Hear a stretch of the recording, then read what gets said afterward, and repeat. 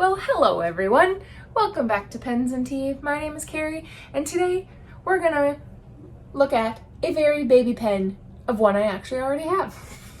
This is the Pelikan M405 Fountain, which you may be like, Carrie, you've reviewed that one before. No, I haven't. Not technically. I have reviewed this pen. Ta-da! So this is the 805, which I personally own and paid for and bought actually at the very first Scriptus Toronto Pen Show event I ever went to. This is its baby version, the M405. So much bigger, much heavier, all metal, smaller, lighter, plastic insides, but still gold nib. So basically everything is identical in every shape and form. It's just much smaller, and like I said, the internals are plastic, which makes it a lot lighter, a lot less expensive, and I think it's going to be more comfortable for some people. You can post it if you choose to. It does not make it back weighted, even for me who's sensitive to that because I don't typically post my pens, so that's really cool. If I post the M805, too heavy, too back weighted. But this one feels really nice. It's much slimmer. I do prefer the grip size of the 805, and you'll see more in the close-ups here, but it's just a little girthier. But everything else dimension-wise is the same. It's just thinner. Still has the same, like, you know, gold. Well, I think this is actually an 18 karat, if I'm not correct. Yeah, so it's an 18 karat on the M805, 14 on the 405, but to be honest, you can't tell in actual writing between the 14 and 18 of this pen. So it doesn't really matter there, really. It is a little teeny itty bitty bit springier on the 805 than the 405, but really Pelikan's not known for that until you get to the 1000. So it's a pretty stiff nib either way. Very light pen, very light. So basically straight barrel, ever so slight step down from the body of the pen to the piston knob that tapers like just this much. Grip section, your thumb will sit on the threads, but they're very shallow. You're not really going to feel them. You shouldn't be too bothered by it. And there is a little bit of a flare out just where this metal ring is here so that your hand does not slip onto the nib, which is cool.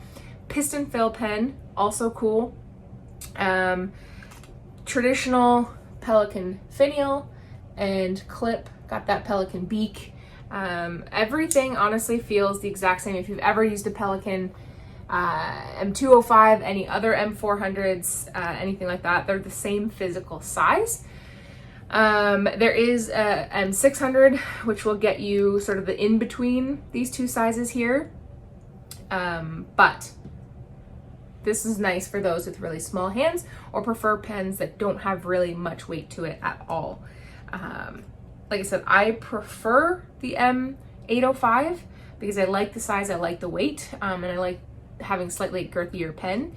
But I really do like this pen. I think a lot of people would like it. And I'm glad that they did the Streisman in the 405 because it is my favorite looking pen. I really do like the red one, which I used to have and I have reviewed, which was the M605 or 600, sorry, because it was gold. But I have since sold it only because I prefer this one. I wish they made the red in the M1000 because eventually one day I do plan on getting that one, and that would be super dope if they did. So beautiful pen, beautiful pen, but as I say all of the time, it could be gorgeous, it could be stunning, but does it right? Let's find out.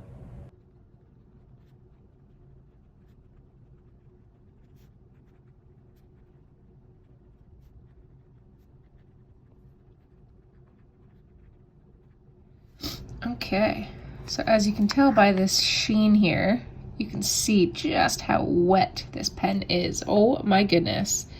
So it would help if I held the pen correctly.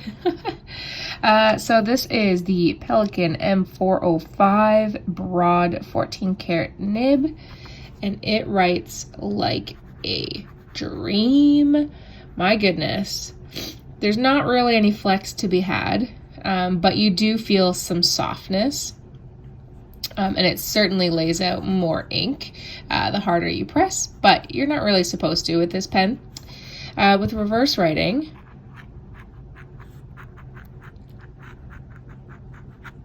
does not feel super pleasant, but you absolutely can. You can get it down from a broad to a fine. In case you're wondering what this is the Edison Collier broad nib. Pretty similar sizes for broad between the two. This is a Jovo nib. This is obviously a Pelikan nib. Both German nibs, so they're fairly similar. Pelikan is known to have very broad nibs, even in their like fines and mediums, but once it gets to the broad side, I would say it's pretty accurate. I've never really had any issues with this pen. I did have it like when I first inked it up. The ink, by the way, is Colorverse Hayabusa 54.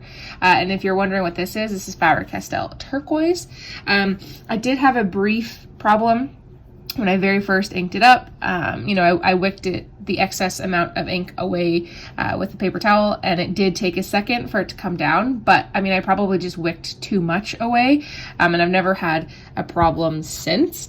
Of course, the longer you let the pen sit out, like I just have, sometimes you can, but it keeps up really well with fast writing and all that kind of good stuff. No hard starts or skips. Never really had that problem with Pelikan. Does it write under its own weight? It does. Well, it starts to peter out there, but honestly, I really like it. Sorry for the sniffing. I need to grab a Kleenex. I really do like it. I prefer the 800 size. This is just a little bit too small, but other than that, I 100% recommend it. Guys, thank you for watching. If you like this video, hit that like button. If you liked it and want to see more, hit that subscribe button. New videos come out every Monday and Friday, and the occasional Q&A on Tuesdays or Thursdays. Guys, thank you for watching. La Couronne du Comte, thank you again for sending this to me. And as always, I'll see you next time. Bye.